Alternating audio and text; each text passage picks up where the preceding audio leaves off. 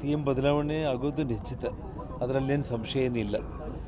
ಆದರೆ ಇವರು ಆ ಒಂದು ಗೊಂದಲದಲ್ಲಿ ರೈತರ ಒಂದು ಹಿತಾಸಕ್ತಿ, 1 ಗಂಟೆ ಸಮಯ ಸಾಕಾಗಿತ್ತು. ಒಂದು ದಿವಸಕ್ಕೆ ರೈತರು ಇಷ್ಟೆಲ್ಲ ಬೀದಿಗೆ ಬಿದ್ದು ಹೋರಾಟ ಮಾಡ್ತಾ ಇದ್ದಾರೆ ಅಂತಂದರೆ ರೈತರಿಗೋಸ್ಕರ 1 ಗಂಟೆ ಸಮಯ ಅವರು ಕೇಟಾಯಿಸಿದ್ರು ಕೂಡ ರೈತರ ಸಮಸ್ಯೆ ಎಷ್ಟೋ ಸಾಲ್ವ್ ಆಗುತ್ತೆ ಅಂತ. ಈಗ ಸಿಎಂ ನೋಡಿದ್ರೆ ಸರ್, ರಾಜಕೀಯ ಶಾಶ್ವತ ಅಲ್ಲ, ವೈರಾಗ್ಯದ ಮಾತುಗಳು ಆಡ್ತಾ ಇದ್ದಾರೆ ಸರ್. ದಯಮಾಡಿ ನಂದೊಂದು ವಿನಂತಿ ಅದ, ಪತ್ರಿಕಾಗೋಷ್ಠಿ ನನಗೇಂದ್ರೆ ಇವಾಗ ನರಹಳ್ಳಿ ಅವರು ಇದು ರೈತರದ್ದು ವಿಷಯಾಂತರ ಆಗೋದು ಬೇಡ.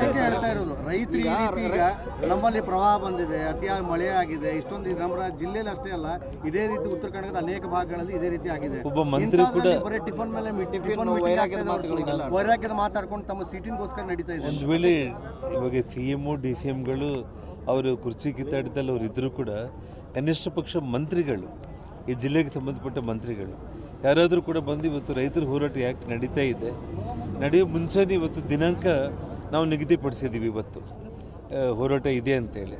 ಒಂದು ದಿನ ಮುಂಚೆ ಬಂದು ಕನಿಷ್ಠ ರೈತರನ್ನ ಕರೆಸಿ ಮಾತಾಡಿ ಹೋರಾಟ ಮಾಡೋ ಅವಶ್ಯಕತೆ ಇಲ್ಲ. ನಾವು ಗ್ಯಾರಂಟಿ ಇದ್ದೀವಿ, ಬೆಂಬಲ ಬೆಲೆ ಕೊಡ್ತೀವಿ, ನಾವು ಖರೀದಿ ಕೇಂದ್ರಗಳನ್ನು ನಾವು ಓಪನ್ ಮಾಡ್ತೀವಿ ಅನ್ನೋಂಥ ಒಂದು ಮಾತನ್ನು ಹೇಳ್ಬೋದಾಗಿದೆ. ಅಂದರೆ ಇಲ್ಲ, ಅವ್ರಿಗೆ ಏನಾಗಿದೆ ಅಂತಂದರೆ ಅವ್ರ ಮಂತ್ರಿ ಸ್ಥಾನಗಳು ಕೂಡ ತಲ್ಲಣ ಆಗುತ್ತೆ.